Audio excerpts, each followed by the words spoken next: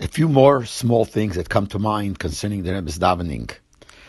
He would never look at the crowd when he would come out to Mincha Ma'ariv. He throughout the whole davening, Mincha Ma'ariv, he was standing in his place, but he did not look at the crowd at all. By the last Kaddish, that's when he would pick up his eyes and look through the crowd to see who's there. Another thing, by Ma'ariv, when the Chazan said Chotzi Kaddish before Shemon Esrei, he would not get up to the beginning of Kaddish, like some people do, but the Rebbe would wait till Omen Yesh Merabah, and he would get up by Omen Yesh Merabah. But by Omen Yesh Merabah, he did get up. By other Kaddeshim, even when he was sitting, he would not get up, but he would make a little movement, pick himself up, a tiny drop from his chair when he said Omen Yesh Merabah. When he was standing, let's say by the stender, or wherever he was standing, when they said Omen Yesh Merabah, if he was bent down to the stender, so when he came Omen Yesh Merabah, he would straighten out his back, go a little bit back, and then continue bending down. So you could see that Omen Yesh Merabah was something special. When he davened for the Omid, and he said Krishma, he kissed the tzitzis. So when it came after Krishma, when you kiss the tzitzis twice, one you kiss by Kayemes, and also Lo'ad Kayemes, and one Nemonim, Nachmodim, Lo'ad, Oleim Leilomim. So by the second Lo'ad, we kiss again. So L'chura, the words don't read that way. Nemonim, Nachmodim, Lo'ad, Oleim Leilomim goes together. So the word Lo'ad, Oleim Leilomim go together. But when you kiss the tzitzis by the word Lo'ad, it seems like a hefsek. So the Rebbe would say the word la'ad with such a tune that even though after that word he would kiss his tzitzis, the way he said it and the tune he continued after the word la'ad, you could see that there's not a hefsek. He said it in such a tune that even though there was a stop in the middle, you could tell that there was not a hefsek. That it fit to the pshat that lo'ad and le'il me'lomim go together. When the Rebbe would daven for the Omed, many years, he would daven the whole davening, kemat the whole davening out loud. Especially in the year Tov Shin Chav Hei, when he davened every day for 11 months. So you were able to hear him davening out loud the whole davening. And therefore there were certain things you were able to pick up. And I'm going to mention just a few again, which just comes to mind. First of all, Benegay, the Kolossein, this nigun that the Rebbe used to daven, was a nigun, it wasn't a nigun, it was just a style that Poshet Ki'ilu was teaching you Pirush HaMilos. It fit to the words that you were saying. It fits to the pshat of the words you were saying. Just to give one example, which is very, very much bailet, on the Yom of Yom Revi, the Yom of Wednesday, so we say the words Haneita Eisen Hale Yishmam Yetzirayin Hale Yabit, which means the one that made the ears can't hear, the one that made the eye can't see. That's the taich of the words. So the way he used to say it, the tune that they used to say it was Haneita Eisen Hale Yishmam Yetzirayin Hale Yabit. This tune fits into the exact words. That the taich of the words you're like questioning. Haneita Eisen Hale Yishmam. That's the tune that the Rebbe used to say. But be'emes, if you think about it, the tune of the whole davening that he used to say, most of the davening, fit to the teichen and the meaning of the words that you were saying. So that's number one. But then there are certain protim that just comes to mind now, and there are many, many more. And just to start with a few, number one, when the Rebbe would walk in to daven for the Omed Tov Shin Chav Hei, davened upstairs, as he was walking into Shachris, the Ritzuas were still not on his fingers. In other words, he put on the tefillin, in the Talsin tefillin in his room, and he finished putting on the Shorosh, and then after you finish put on the Shorosh, then you put the rest on the fingers, and then you close it up. So the Rebbe, when he was walking into Shul, he hadn't had the Ritzus on his fingers yet. And as he was walking, he would finish off putting the Ritzus on his fingers. That's how he walked into Shul till he came to the Amid. And you were able to see that he was saying something in his mouth, which seems that while he was putting on the Ritzus on the fingers, he was saying parts of a Zel Mekayman.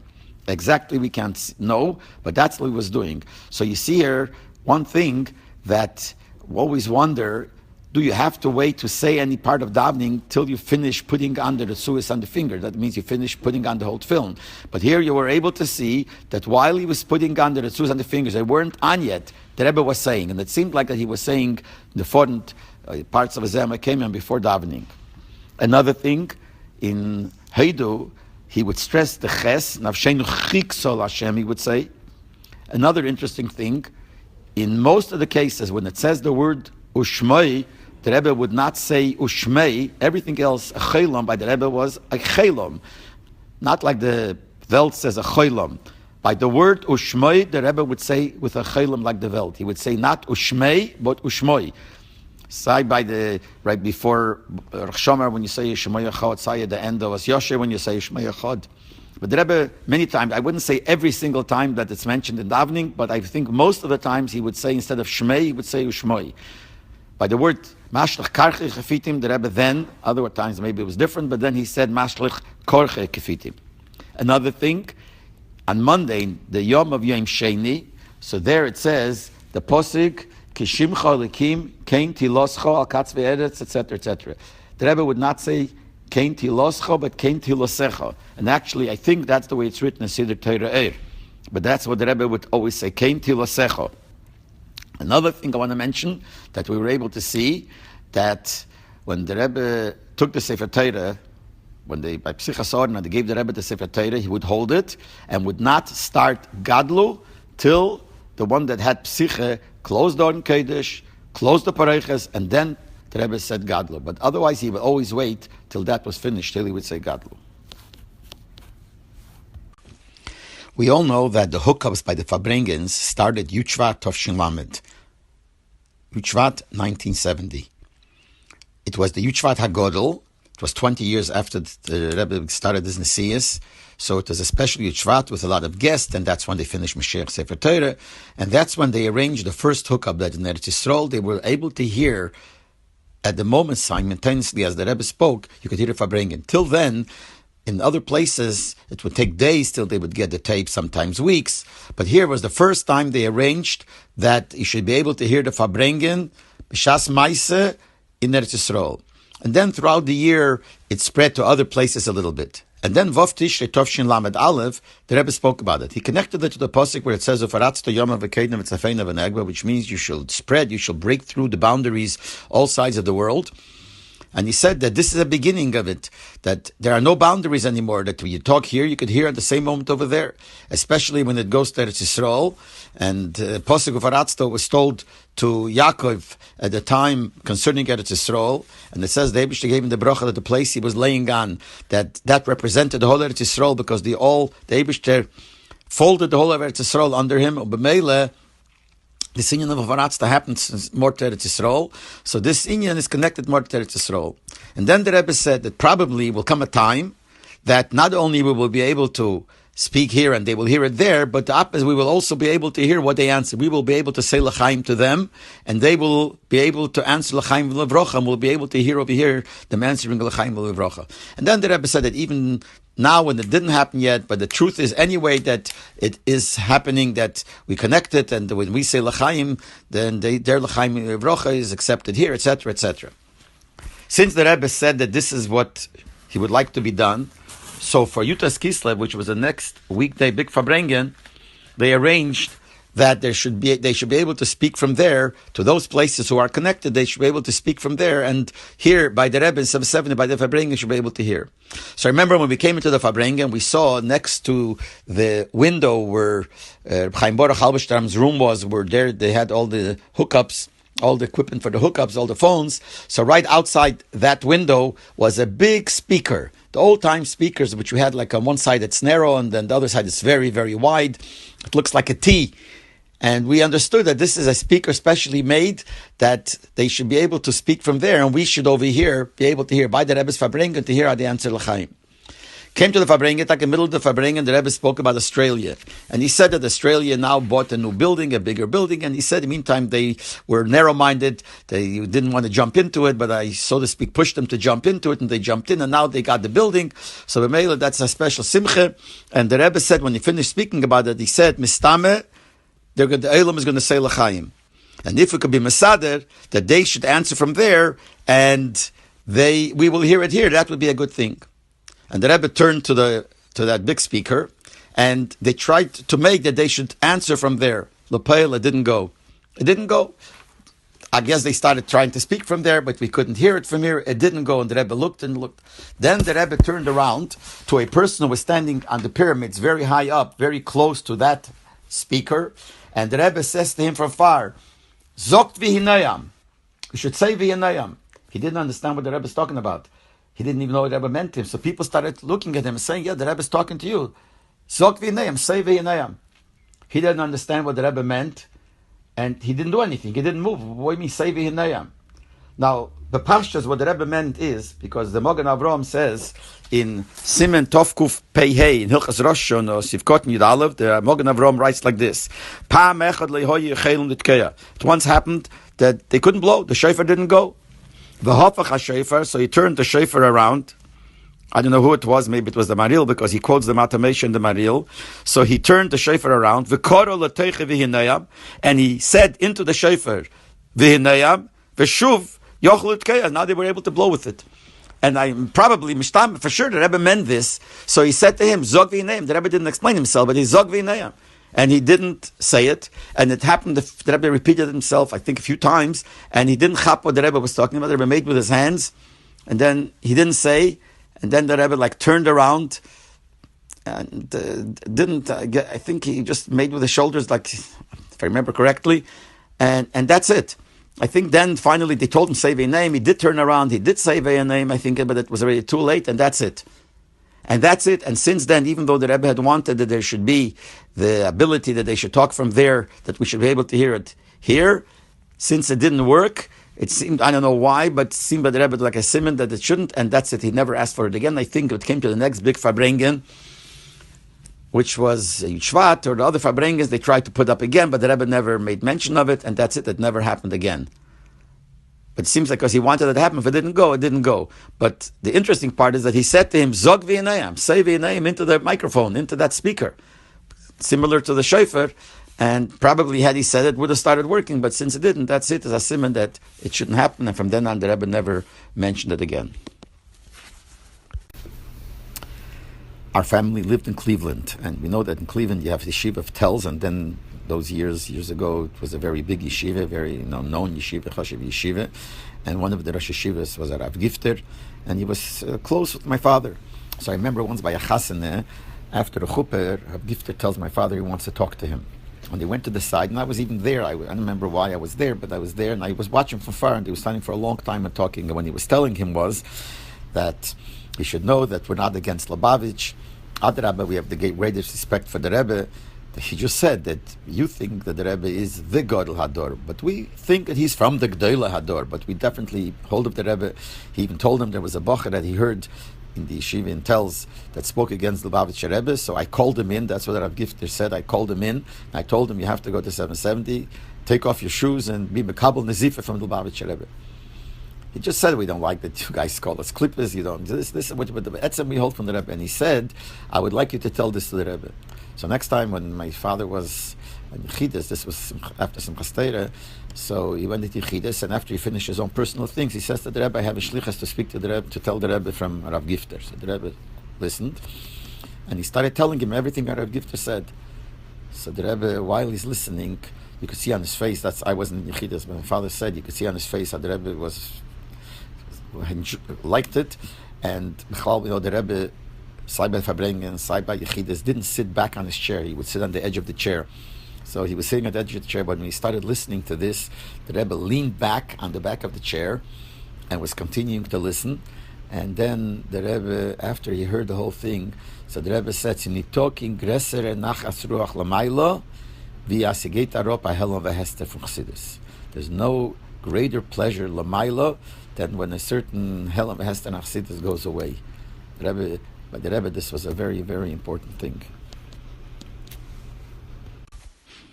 In the early Yuds, there was a bocher who learned in 770. He was a very, very Chassidish bocher. He was mamash amufshit min elam hazeh. He wasn't into any gashmisdiki things. He was into Chassidus, etc., etc. Ad kedei kach, so much so that even Shabbos, not always did he change into big Shabbos, into Shabbos clothes, because he wasn't into these inyonim of garments, of godim. He was completely beyond it. But somebody seemingly master to the Rebbe. So he told me himself, years later obviously, he told me himself that once the Rebbe came into 770, or was leaving 7, I don't know exactly, but he saw him, and the Rebbe stopped and told him, Ad Shveret gewollt, as die Bochrim sollen unten andere begodim Shabbos, big day Shabbos, that the Shver, my father-in-law, which means the Friedik Rebbe, wanted that the Bochrim should wear other clothes on Shabbos, Shabbos clothes. And he explained, it doesn't mean that they should wear other types of godim. Like a younger man wears a different kind of beged on Shabbos. The weekday he could wear a short jacket, Shabbos he wears a setuk. But he didn't mean that the Bochum should do that. Aber andere begodim means they should have special bigdei Shabbos. And the Rebbe said it to him because obviously the Rebbe heard that he doesn't do it. So he told me that the Rebbe told it to him. So since then he started wearing bigdei Shabbos on Shabbos. Make sure that he changes his suit on Shabbos, before Shabbos. I want to take this opportunity to mention that when I started all these broadcasts, I said that since a lot of these things that I say happened many, many years ago, and it's very possible we forget, and sometimes you confuse, so I said anybody who has any ha'oras should let me know. And the truth is, I've been getting some ha'oras, but I want to mention especially the ones about something that I said just the last few days, the story with saying V'yanayim into the microphone by the hookup. So I got many ha'oras that the way I said it seems a little bit confused. I said that it happened on Yutas Kislev, but it didn't. It happened, they say, on Vav Tishrei. And also that afterwards, the Peil, he did say V'yanayim, and it did start working, and they heard someone say L'chaim from Eretz Yisrael, etc., etc., and a few more details that they mentioned that I didn't get correctly. So I just wanted this opportunity to thank them for making these orders, because like I said, it's very possible that you're able to forget, get confused because it's so many years. And so therefore, whatever I say is only the way I remember it. If someone has an order, please let me know, and if I'll be able to correct it. If not, it's corrected by itself because people hear from others, so it'll be corrected. There was another thing that I said. It was a pleitas apeh. It was a slip of the tongue. Lately, I mentioned Gabe Yud Aleph Nisan Tovshin Chov Beis. I said it's Shnas Hashivim from the Rebbe's Yemeledis, the 70th year, which really was a slip of the tongue. I meant it was Shnas Hashishim, the 60th.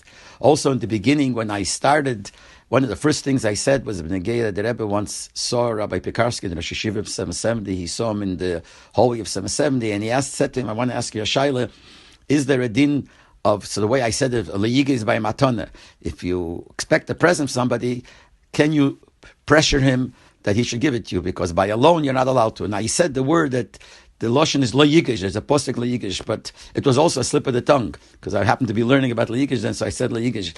What the Rebbe said was, and someone was mad me for that too, but I meant to say that it was le'siyah le'kanesha. It says when you lend somebody money, don't pressure him, but the Lashon of the postic le'siyah le'kanesha. So just by slip of the tongue, I said le'yigish, but really it's le'siyah kanesha. And maybe there are a few more things, but I just don't remember at this moment exactly, but that I was corrected with something that I said. And by the way, I want to give everyone thank you for giving the good wishes about what we're doing, and the Rebbe should help them that everybody should be able to do their share in Hafetz Samyonis and bringing the Rebbe closer to everybody. Thank you very much. When our family lived in Cleveland, Ohio, at one point they had to move from their dira that they lived in. And at that time they couldn't find a place to rent. The only place they found was a house out in the outskirts of a Yiddish neighborhood. Not far, just a few minutes away, but in the outskirts of the Yiddish neighborhood. And that's what they rented. Upstairs was a Yid, but the owner was a Yid, but that's the house that they rented. One night as we were sleeping in the room, the way the house was set up, that in the back there were a few bedrooms. There was one bedroom in the front. Actually, that bedroom was called a sunroom because it had windows all around. All three sides were really windows. Most of the wall was windows. So one night, as we were sleeping, I was sleeping there with one of my brothers. A rock came crashing through the window. Obviously, we got very scared. Also, it was the middle of the winter. It was cold.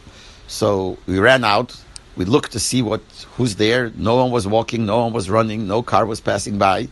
Obviously, we called the police. The police came, they made a report, and that's it. We boarded up the windows and we went back to sleep. The next night, the same thing happened again. Another window was broken. Called the police again. They made the police report again. And that's it. We got very scared, but we still kept on sleeping in that room. We boarded it up again. It happened a few times. Then we decided that we're going to put like a patrol. Somebody should sit all night by the door, and if it happens right away, to run out to see what's happening. Those nights that people were waiting, nothing happened. After that, when it stopped, it happened again.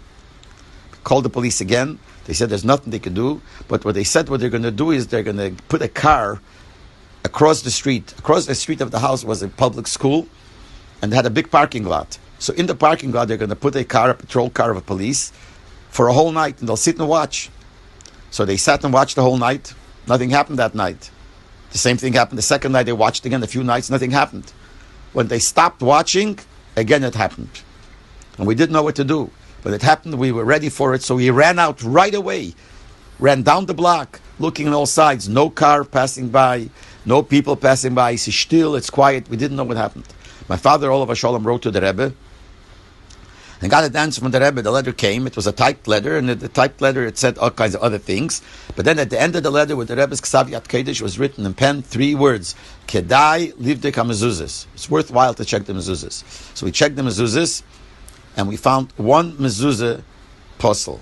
I don't remember if it was the mezuzah of that room or a mezuzah from a different room, but one mezuzah was puzzle, and that was fixed. And from then on, this didn't happen. Exactly what happened, the police never found out. We never found out. We don't know what happened, who was throwing the rocks, what was going on. We never found out. But since then, it stopped. And anyway, after a while, we moved out. But after the mezuzah was checked, it didn't happen again. And it's still left as a mystery. Where did it come from and how it happened? Rav Moshe Wolfson, who's the Mashgiach Ruchni and Torah V'das, and he has a kila l'shem l'tilu l'siferes. He's one of the Gdolei Yisrael in America. He's very close to the Rebbe. So he would come many times for dollars. And if he ever gave out a sefer or a kuntras, he would bring it to the Rebbe. The Rebbe even sometimes would ask him, it's already a long time since I didn't see any Chidush Torah from you, etc., etc., any sefer from you. And the one that used to be the one to bring it and give it to the Rebbe was Rav Wolfson's son, Reb Avram Yitzchak. So Reb Aaron Kovitz, who was one of the Meshamshim by Harav Wolfson, and whenever Rav Wolfson went to the Rebbe for dollars, Harav Kovitz, Reb Aaron Kovitz was the one that would drive him, and he would be there, and he would also get $1 from the Rebbe, told me that one time when he gave out a new sefer or a new kevitz, a new kuntras, I don't know exactly, and he was going to dollars, Punkt then, his son, Reb Avram Yitzchak, wasn't able to go. For whatever reason, he wasn't able to go. So he told Reb Aaron Kovitz, please don't give the sefer to the Rebbe, because I always give it, and the Rebbe gives me $1 for it, so I have that schus. I don't want to lose the schus. And since today I can't go, please don't give it, and next time I'll be the one to give it. So he said, okay, I'll do that, I won't give it. When they were getting ready to go, Harav Wolfson tells Reb Aaron Kovitz that since I just gave out this new sefer, so let's take the new sefer to the Rebbe to give it by dollars. So he says to him, I really would rather not do it because I promised your son that I will not give it, and next time he will go, he will give it because he doesn't want to lose the schus. So Rav Wolfson says to him, you know what? The Rebbe might ask for it, so let's take it along. And let's not give it. If the Rebbe asks, then we'll have to give it. We have no choice. So he said, okay. So they took it along, and they were waiting by dollars. They didn't give it. But then the Rebbe says to him, it's already a long time I didn't see a sefer from you. Where's your next sefer? So he had no choice. So Rabban Kovitz, who was holding the sefer, gave it to the Rebbe. But he says to me that when he gave it, in his mind he was thinking the whole time, Chaval, I promised him I wouldn't give it. He's going to lose the schus that he always had, that he gave it. The Rebbe would give $1 special for this, and now I have to give it. So that's the whole thing that went to my machshava while I was giving it to the Rebbe.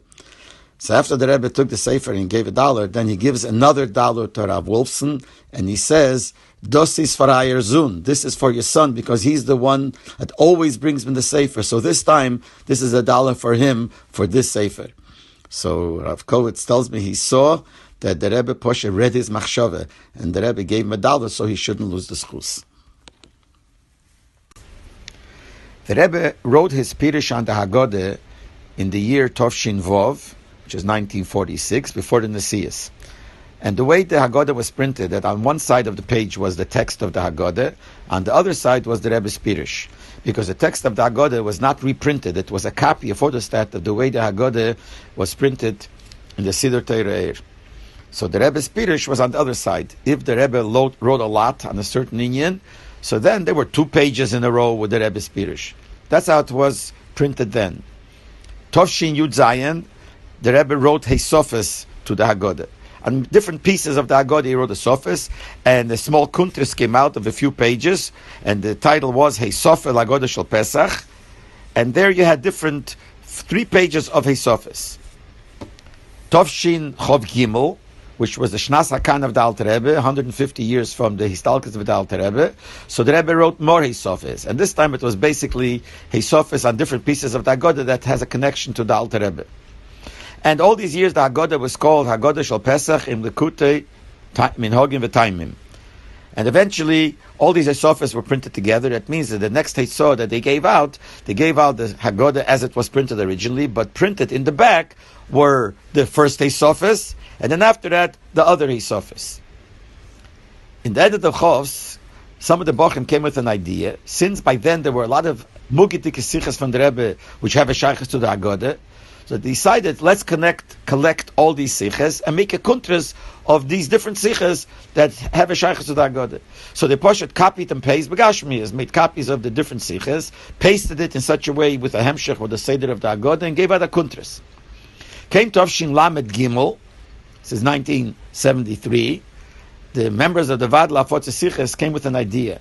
Maybe now that since there are many more Sichas of the Rebbe Mugia which have a Shaykhs to the Haggadah, Sichas on Parsha Shmeis, V'Eir, Obey, many Sichas that have a Shaykhs to the Yonim of the Haggadah in Yetzias Mitzrayim, maybe we should print a new Haggadah.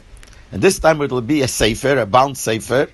In front will be the Rebbe's Pirush on the Haggadah, and in the back will be a Sofas of all the Sichas that have a Shaykhs to the Haggadah, Al Pi Seder of the Haggadah, and also all the Mechtovim Klolim that the Rebbe wrote throughout those years till Tovshin Lamed Gimel. And Pesach, for Pesach, would be also printed in the back of the Haggadah. So we wrote into the Rebbe a shayla whether we could do it, and there were a few questions there.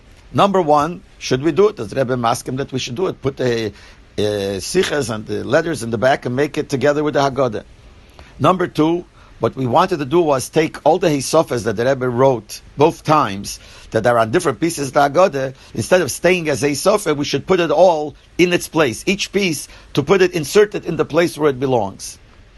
And another thing, what we wanted to do is that the Rebbe's Pirush should not be on a separate page. Normally, when you have a text and you have a Pirush on the text, so the Pirush is on the bottom of the page. On top, you have the text, and on the bottom, you have the Pirush. We wanted to do the same thing here also. Take the text of the Haggadah and put it on top, and then proportion make the Pirush of the Rebbe on the bottom. So we all, as the Rebbe Dishailes, also we would have changed the name. Till then it was called the Haggadah Shel Pesach im Lekutei Minhagim V'Taimim. This time it would be called Lekut im Lekutei Minhagim V'Taimim U'Biyurim. So we asked the Rebbe all Dishailes. So on the general idea, the Rebbe answered, V'Nochim B'Ma'ed. It's a very good idea. And then he wrote, but somebody should be Magiyah, should check it over very good. And the Rebbe was maskim that we should insert the Hisofis into its proper place, each piece into its proper place. The Rebbe also agreed that we should put the Pirush on the bottom of the page, and on top should be the text of the Haggadah.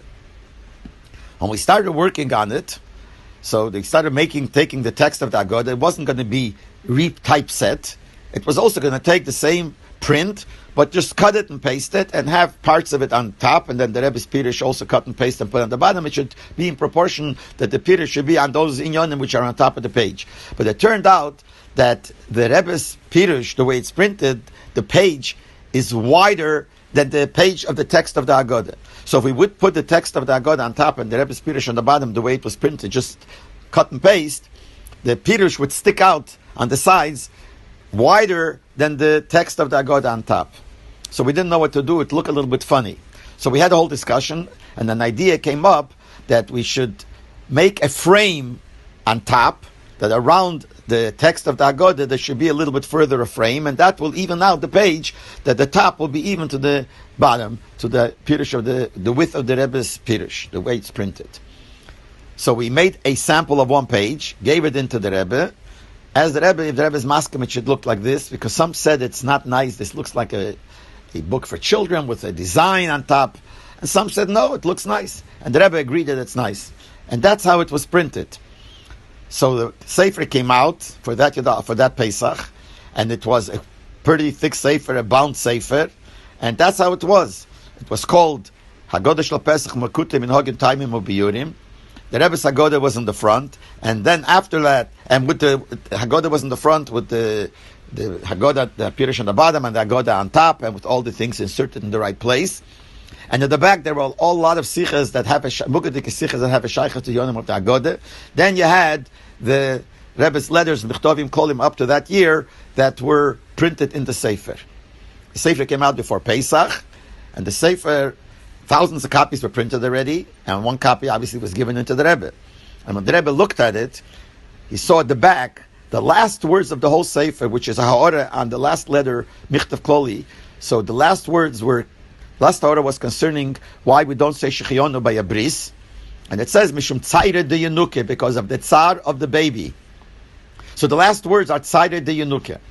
So when the Rebbe saw it, the Rebbe wrote that you should make a chaysim shel gumi, make a rubber stamp, and the rubber stamp should say Lashona Habo B'Yerushalayim, and take every sefer and after the end stamp the words Lashona Habo B'Yerushalayim.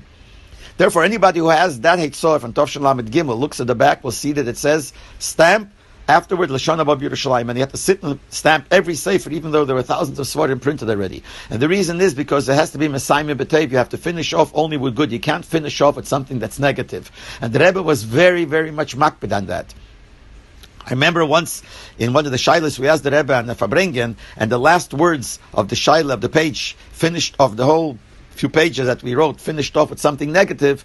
The Rebbe with his Ksaviyat Kedesh wrote in big words, Umesayim B'Tev. I saw also for the stat that many people saw it, that when the Rebbe saw the Sefer Beis Yisrael from the Gerer Rebbe, one of the krochim, one of the volumes, and at the end the last words finishes off with something that's not so good. So the Rebbe wrote with his handwriting on the Sefer, Umesayim B'Tev. So the Rebbe was very much makpid. So the Rebbe said that we should make a stamp, and stamp in every Sefer, L'shon Haba B'Yerushalayim. And that's when the Haggadah came out as a volume, as a bound volume. Years later, when there were many more sichas ready mugid from the Rebbe on Yonim which have a shaychus to the Haggadah, so the next Heitzah, these sichas were put in also. So the volume became bigger. Then years later, when the volume became bigger because more sichas were put in. Till finally, the last Heitzah, it had to be divided into two volumes. And there was a different Seder, since it was divided into two volumes, it was a different Seder already. So now the way it is in two volumes. But it all started with the Rebbe's first Haggadah, Tov Shin Vov, and then it developed into later on Tov Shin Lamed Gimel with the first bound, and then the other Heitzahs later, till now, it's Mamish, such a Gvaldik, big Sefer, that it had to be turned into two volumes. I'd like to give a small example of how the Rebbe was Medayik in Likutei Sichos. In the Likutei Sichos, Chelik Yudalet, Parsha Sovei, page 101, there the Rebbe says that a miracle means something that happens outside of nature, beyond what's common, beyond what people are used to. But when a miraculous hanhageh continues for a long time, and the person gets used to it, so from then on he doesn't feel it like a miracle. He feels as if it's like a natural thing, and the Lashon is Valderech Hergil Nasateva. Like it says that Hergil, something that you're used to, becomes nature. And in the Ha'ores it says the Maramokim to this is in Shvilei Amunah, and then it says Tanya Perik Mem Dalet. When this Sikha was prepared for the Likut in Tov Shin Lamed Dalet to Parsha Kisovei, so there was written, they wrote that this is in Shvilei Amunah and Tanya Perik Sof Perik Yudalet. The Rebbe crossed out Sof Perik Yudalet and he changed it to Perik Mem Dalet.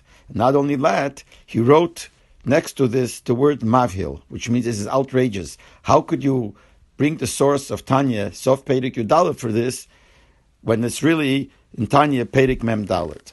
Now, when we look in Tanya Perik Yudalet, there at the end, the Alter Rebbe says concerning being Meyes Bara, that all evil is disgusting and all Gashmisdike pleasures are disgusting, and you have to have pleasure from only Ruchnias.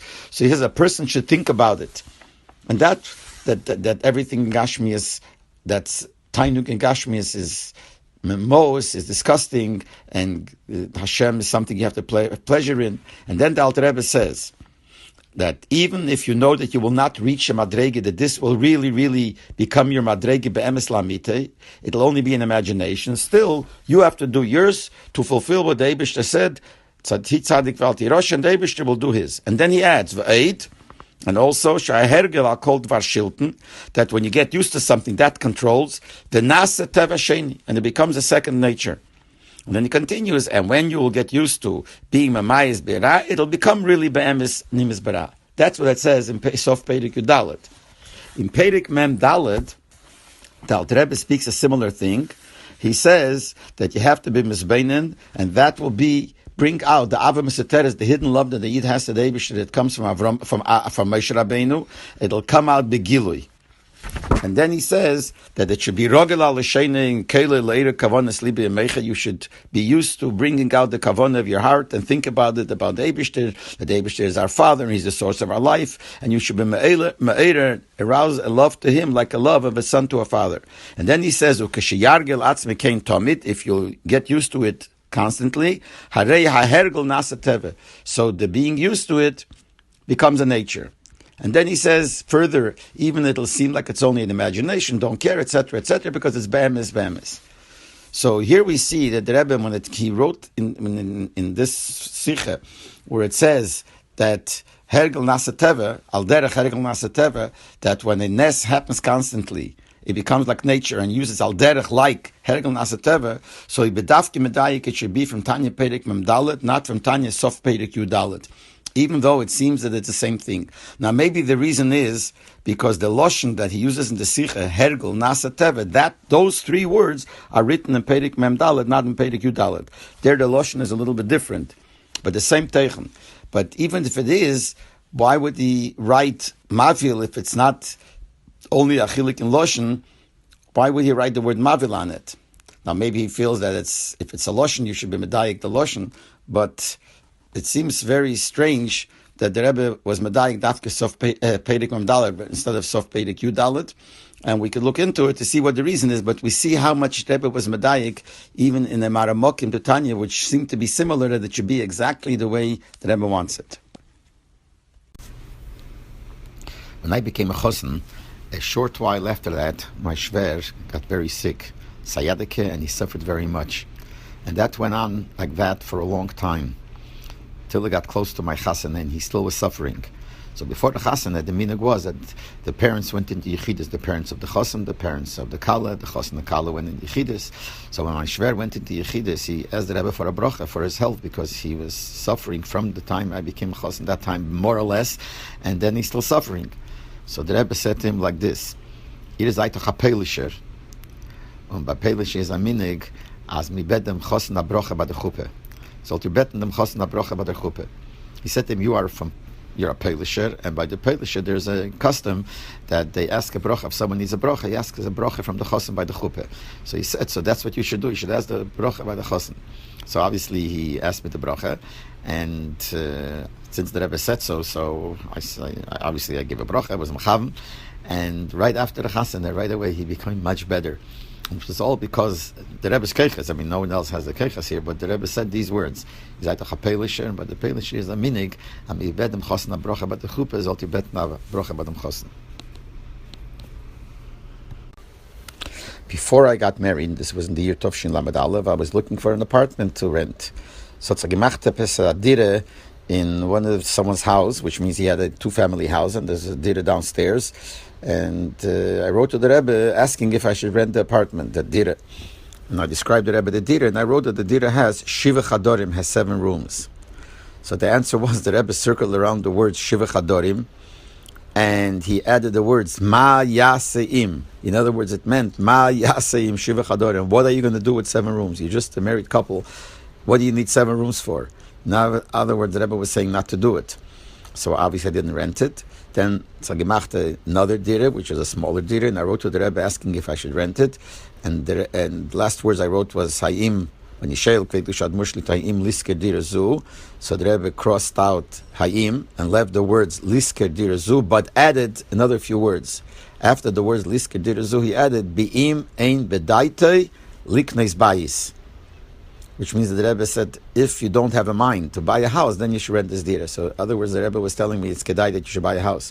So obviously I bought a house, and I lived there till I moved out of Crown Heights. But the Vaila, we see that the Rebbe was being very practical, that the dire might be a good dire, but what are you going to do with 7 rooms? And B'meila, I didn't take it. One of the Bochrim in my Kita in 770 went into Yechidus, And one of the things he wrote to the Rebbe was that he doesn't understand the union of Hashgacha Pratis. That every little thing is by Hashgacha Pratis from the Meibishten. So he's asking the Rebbe, and Bochrim would ask certain shaylas ruchnius or something, certain shaylas in the Munah. So he asked the shayla, but the Rebbe answered him like this. This is what he told me afterwards.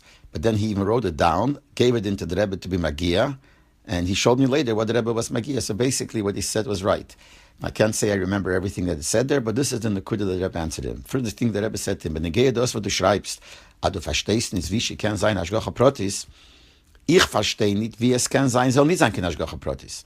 He said, "Benegea what you're writing, that you don't understand how it's possible that there should be Hashgacha Pratis, Hashem should take care of every little thing." So the Rebbe said, "I don't understand how it's possible there should not be Hashgacha Pratis." And he said, "Why?"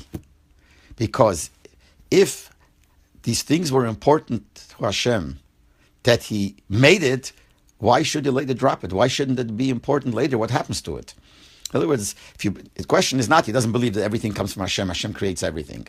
So you believe that everything, this I'm saying pshat, the Rebbe didn't say these words, but if you believe that you know that the Eibishter created everything. So He cared every little thing. So if He cared about it to create it, why do you think why would it be possible that He stopped caring about it? If He cared to create it, why would He not care to see what happens to it? But this is the Lashon that the Rebbe used. Du schreibst, ben gewa du schreibst, du verstehst, wie sie kann sein, Hashgacha Pratis. Ich verstehe nicht, wie sie kann sein, soll nicht sein, Hashgacha Pratis. And he went on to explain this, and later he showed me the zettel that the Rebbe was Magia, that what he repeated over was correct. There were a few more Wörter here, but this is what the Teichen of the Inyan. It's known in Lubavitch that the mashke called Benedictine was considered a choshev mashke by the Rabbeim.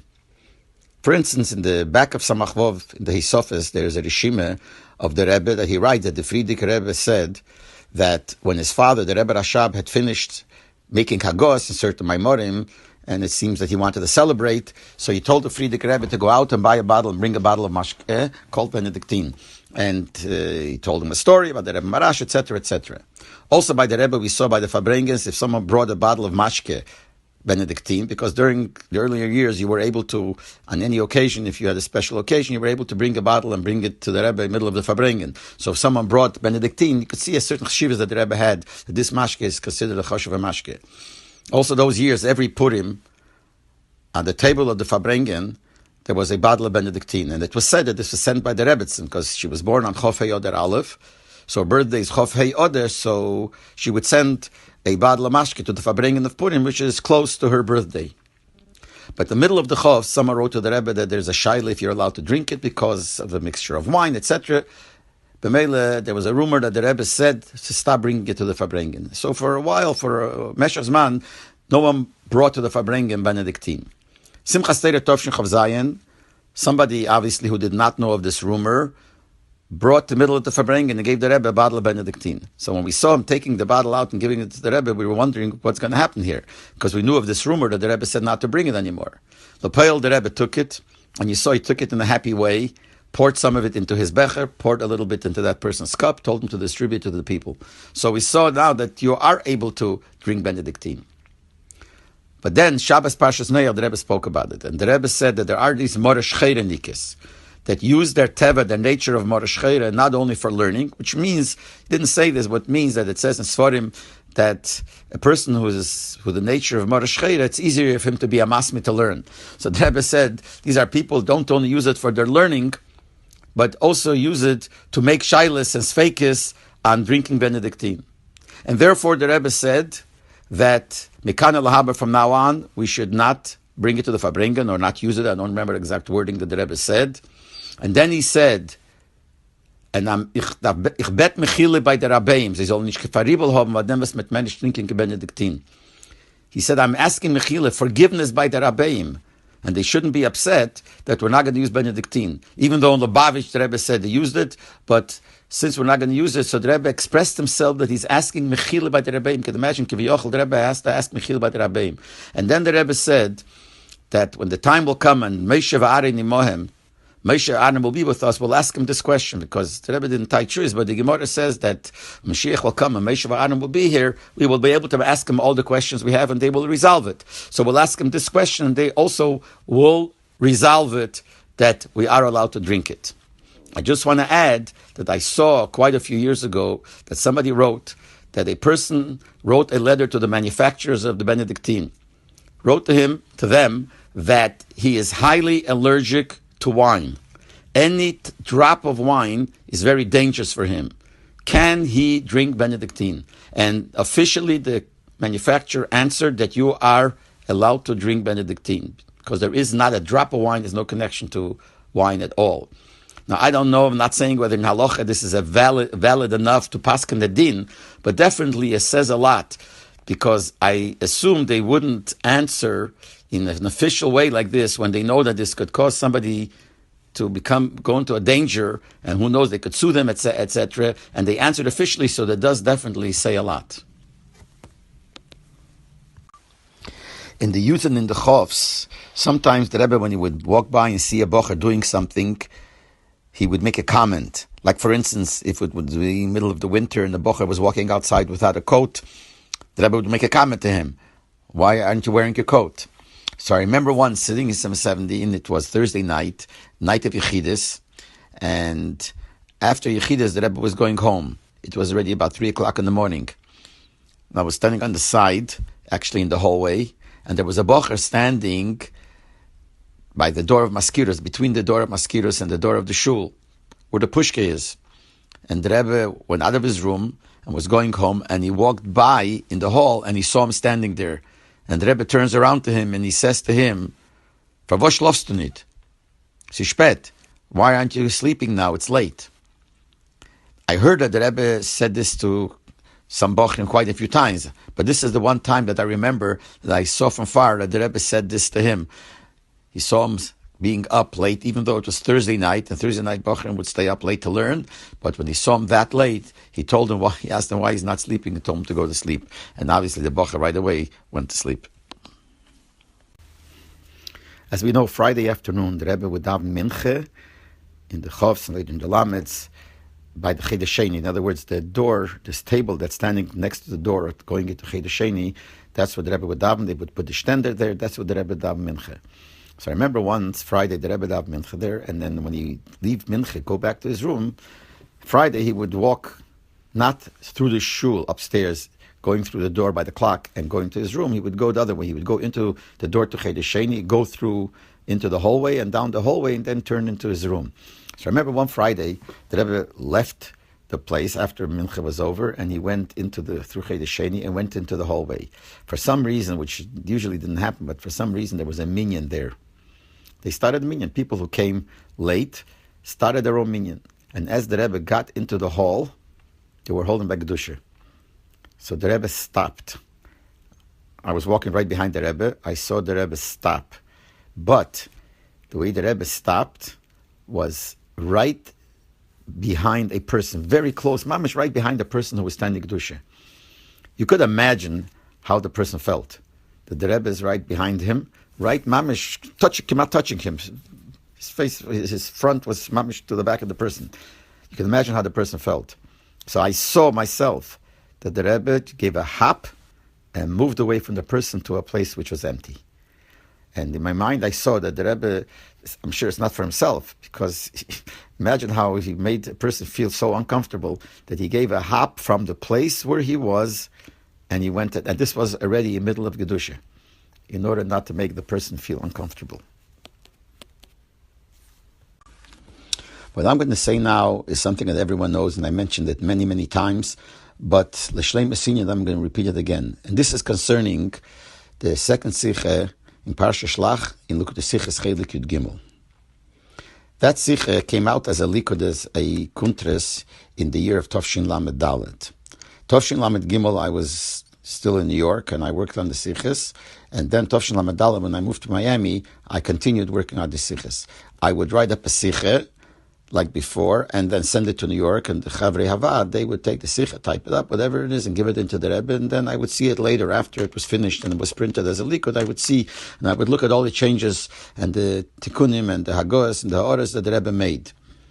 That Sikha was a Sikha that the Rebbe said 2 years earlier in Parsha Shlach Tovshin Lamed Beis.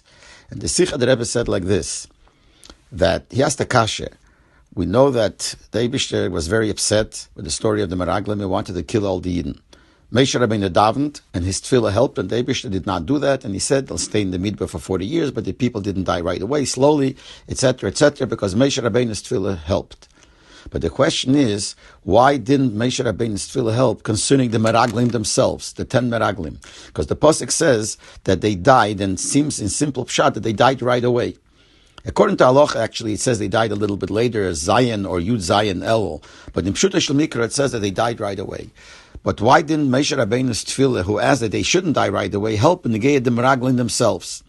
And the Rebbe answered, because the meraglim themselves, what they did was against Moshe Rabbeinu.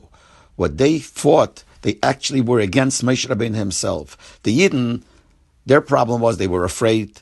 They didn't have enough amun and Eibishter, etc., etc. But the meraglim were pushed against Moshe. And there is a klal, ein kateg nases haneger, that you can't have the prosecutor become the one that should find the defense, should become the defender. And Mele, if they were against Moshe, so Moshe Rabbeinu was the problem by them, so how could Moshe Rabbeinu's tefillah help for them? Then we know that by most of the Rashas, the Rebbe would have explained also the Yena Shel Torah, which means the Chassidus in Rashi or the Hero in Aveda in Rashi. So the Rebbe explained the Yena Shel Torah of Rashi, and he said that whatever we find by Moshe Rabbeinu, so too we find by his Pashtus of the Moshe B'chol Dora V'Dora. Every generation there is the Moshe Rabbeinu, which is basically the Rebbe of the generation. So just like by Moshe Rabbeinu, we see that Moshe Rabbeinu davened for the Yidden, and his tefillah helped. So too, in every generation, the Moshe of that generation davens for the Yidden. And the Rebbe explained, why do we need that? Why can't each person daven himself? Why does he need the Rebbe to daven? And he explained it all by Riches, just like by Moshe Rabbeinu, that he davened for the Yidden. And then the Rebbe said that just like by Moshe Rabbeinu, his tefillah only helped for those that were not against him, but those that fought him were against him. His tefillah didn't help. So too by the Pashtus of the Moshe, by the Moshe of every generation, which is the Rebbe of the generation, his tefillah only helps for those who are not fighting him. But those that fight him, it doesn't help. That's what the Rebbe said then. So when I wrote up the Sikha to prepare for the Sikhas, I wrote the same thing, and I sent it away. Then when I got the finished product, so to speak, the Sikha already printed in the mail, I looked at it, and I tried to see the changes, and I saw that the whole end piece is missing. The whole thing by Moshe Rabbeinu is there. Both parts, that Moshe's tefillah helped for the Yidden, and that didn't help for the meraglim because they were against Moshe. And the same thing in the Yena Shel Torah, it goes into the whole arichas that the Ispashtus of the Moshe, the Rebbe of every generation, his tefillah helps for the Yidden, and you have to have it. But the next part, which is that those who are against the Rebbe, which means against the Moshe of generation, Moshe's tefillah, the Rebbe's tefillah doesn't help, that's missing there. And you see, Taki, in the Sikha, it's missing you waiting for the parallel of the Yena Shel Torah to the original Rashi, and it's missing there. So I didn't understand what happened. So I called up the Vaad and I said, what happened? I thought maybe they took it out. I said, what happened here? So they told me they gave it in, and in the first Haggadah, the Rebbe crossed out that last piece, and he wrote that this is, I don't remember the Lashon exactly, that this does not fit, and it's not so, it's not, almost saying it's not correct. Now they knew that sometimes when the Rebbe writes on something it's not correct, it didn't mean the whole inyan is not correct. It meant that the way it's written is not proper. So they decided by the second ago, when they gave in the Rebbe to Magi a second time, they rewrote that piece with the same idea, but they rewrote the piece. So this time the Rebbe crossed out the whole thing, and the Rebbe wrote, Zeu heipech kol hachsidische opleg, which means this is against the whole philosophy, whole understanding of Chassidus. How in the world could you say that the Rebbe's tefillah doesn't help for those who are against him? And then the Rebbe added these words, Yisoref hanyor v'le'omer, let the paper that this is written on be burned. In other words, this is something that's so abgefrekt, so not true. How could you say such a thing? So when I heard that, it made such an impression. This just shows what the Rebbe is. That the Rebbe is a person that cares about every single Yid, and his tefillahs help for every single Yid. And I think he even quoted at one point the Tanya where it says that even the Peishim are made in Talmidei Chachamim, those who are against the Tzadikim, the Tzadik, also get their chayas from the Tzadik. But here we see what the Rebbe is. Even though it needs explanation that how come by Moshe Rabbeinu the Rebbe left it, that the tefillahs of Moshe did not help for the Meraglim because they were against Moshe. So probably it's because it was it was before the union of Chassidus or whatever it is. I don't know exactly what the biur will be, but there has to be a biur. But concerning the Rebbe writes clearly there is no such thing as people that his tefillah shouldn't help because they're against him. And it made such an impact that I made myself up my mind that from then on, believe that every year when it comes to Parsha Shlach, I would chazer over the story to bring out what the inyan of a Rebbe is. One year, when the Rebbe sold his chometz the day before Erev Pesach, and Reb Shmuel Levitner was the Rav, so he went into the Rebbe's room and they did everything they had to do, and Chiras chometz. And when he finished, Shmuel walked out of the room and went back to his room. A few moments later, the Rebbe walked out from his room with a $50 bill in his hands, and he saw Reb Meir Halik standing there. And he says to Reb Meir Halik, "Wo is Reb Shmuel?" So Reb Meir says, "Er ist gegangen in sein Zimmer." He went to his room. And then Reb Meir says to the Rebbe, "Soll ich ihm gehen rufen? Should I go and call him now here?" So the Rebbe says to him, "Wie fall dir rein zu matriach seiner älteren Rav? How do you even have a thought of causing the trouble to an older Rav? Ich will allein gehen. I'll go to him." And the Rebbe walked to Reb Shmuel's room, knocked on the door, and Reb Shmuel opened, and the Rebbe walked in, and the Rebbe gave him the $50 and says, "Ho'ike shachachti." In other words, the Rebbe, so to speak, forgot to pay him the money that you usually pay a Rav from Chiras chometz. So he went himself to the room. But in the Kudah that the Rebbe told him, how do you even think of being matriach, an older Rav, that I should have him come here? And the Rebbe himself went to him. Till after Simchas Torah, Tovshin Lamed Aleph, the Rebbe would eat the Yontiv meals on the second floor, 770, in the apartment of the Frierdiker Rebbe. And the Seder was that the Rebbe ate there together with a minyan of Chassidim, Elter Chassidim. And the Seder also was that during the meal, sometimes some of the people would ask the Rebbe questions and the Rebbe would answer. It used to be Rashag a lot of times, or Shmuel Levitner, or others would ask the Rebbe questions and the Rebbe would answer.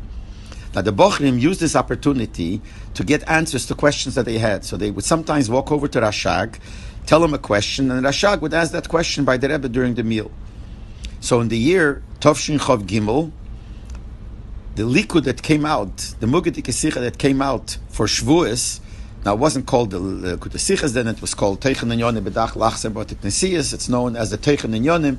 So the Teichen Ninyonim that came out, that Rebbe was Magia for Shavuos that year, Tovshin Chov Gimel, was a Sicha about the fact that the Baal Shem Tov was Mechavev, had a special connection to the second day of Shavuos. And the Rebbe explains in the Sicha why, what the connection is second day of Shavuos. Even though the Baal Shem Tov's Yortzeit is on the first day of Shavuos, nevertheless, he had a special connection to the second day of Shavuos. Now, some of the Bochrim thought that maybe this is the reason why in Chitas, the way the Frierdiker Rebbe set up Chitas, so in the Chelik of Chitas in Tanya, for the second day of Shavuos, the Baal Shem Tov is mentioned.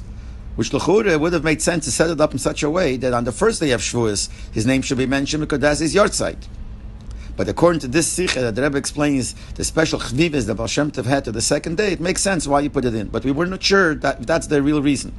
So one of the Bochrim came over to Rashag and asked him to ask the Rebbe.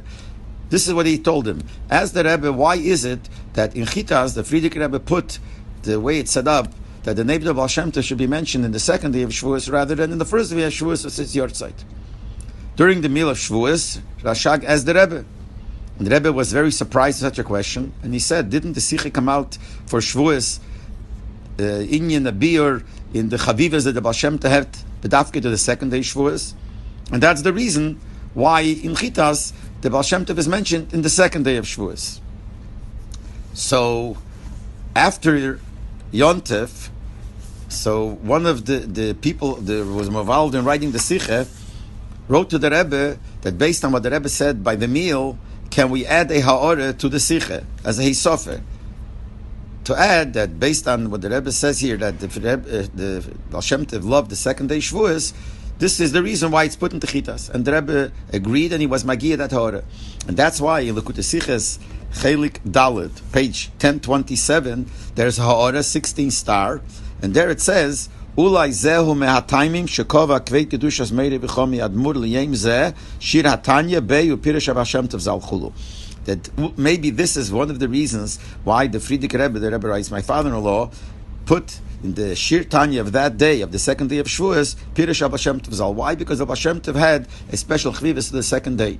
And it's ha'orah 16 star, because this was ha'orah that was added later, so they didn't change the numbers, so it became a 16 star. But this ha'orah came as a result of what the Rebbe explained by the meal, by the Sudas Yontif of Shavuos Tov Shin Chov Gimel. Another time when the Bochrim used the opportunity to ask questions through Rashag by the meal of the Rebbe was Pesach Tov Shin Chov Tes. The question was that Alter Rebbe in Shulchan Aruch Siman Tov Ayin Beis, when he writes the reason why the Chachamim were misaken 4 cups of wine by the Seder Pesach night, so he says because there are 4 L'Sheinish Shel Geula, 4 expressions of Geula in Parshas Va'era. And the Alter Rebbe lists them, V'heitzeisi, V'goalti, V'lokachti, V'hitzalti. But when you look in Chumash, the order is different. The Chumash, the order is V'heitzeisi, V'hitzalti, V'goalti, V'lokachti. So they told Rashag, if you could ask the Rebbe, why the Alter Rebbe changed the Seder. So the first day of Pesach by the meal, this is Tov Shin Chov Tes, Rashag asked this the Rebbe. He said to him that there were some Bochrim who have this question. And he told him the question. So the first thing the Alter Rebbe said, the Rebbe said, I didn't know that the Bochrim are so medayik. But then he said, I'm going to talk about it by the Fabrengen. So that night, means the second night of Pesach by the Fabrengen, the Rebbe spoke about it. And the Rebbe explained it al Chassidus. Whole in al Chassidus, why the Alter Rebbe had to change the Seder. Then, Shabbos Parsha Shmini, the Rebbe spoke about it again. And this time he explained it al Pinigle. Poshet al Pinigle, why the Alter Rebbe changed the Seder. And the whole Sikha was based on a chkira that the Rebbe had concerning the mitzvah of Haseba. The fact that the Chachamim said that you have to drink the 4 cups of wine leaning, that you have to eat the matzah leaning, the afekema leaning. So the Rebbe had a chkira. Is the pshat that Haseba is adin in these mitzvahs? In other words, Chachamim said that these mitzvahs have to be done by Haseba. So it's a prat, a detail in these mitzvahs. Or Haseba is an inya for itself. And they said, this inya of Haseba you should do during these mitzvahs. And the Rebbe went on the whole arichas, what is the difference between 2 sides, etc., etc. Later on in Tov Shin Lamed Gimel, this was prepared as a likut for that Shabbos for the Rebbe to be Magia, and that went into Likut Siches later on, Chelik Yud Aleph, Parshas Va'era. This whole arichas, this whole beer of the Rebbe al Penigel and the beer of Chassidus. After the Fabrengim and the Rebbe spoke about it on Shabbos Parsha Shmini, so a bocher who used to come sometimes to my Shir Chassidus, he didn't come always, but the Shir Chassidus I used to give in RJJ, outside in the different place, but it's for the bochrim of RJJ, he used to come sometimes. So a while later, after the Fabrengim, he comes to me and he says that he wrote to the Rebbe, saying that the brisker of Rav Leibel Brisker also has the chkir and talks about it by Arichas in one of his svarim.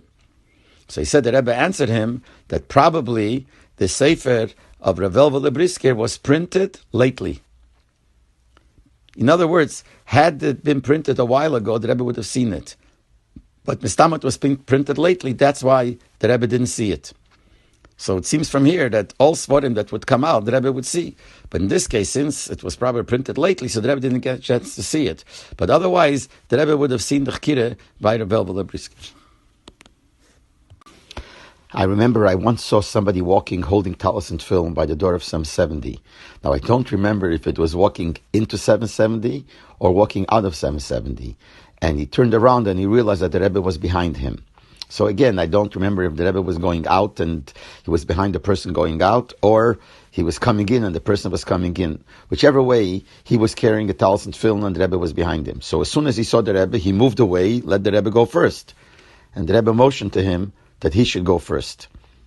And I'm pretty sure that the Rebbe said, because he's carrying talis and film. Now, the truth is, even if he didn't say it, I'm pretty sure he did, but even if he didn't say it, it was obvious that the reason why he asked him to go first is because he was holding talis and film, so he has to go first.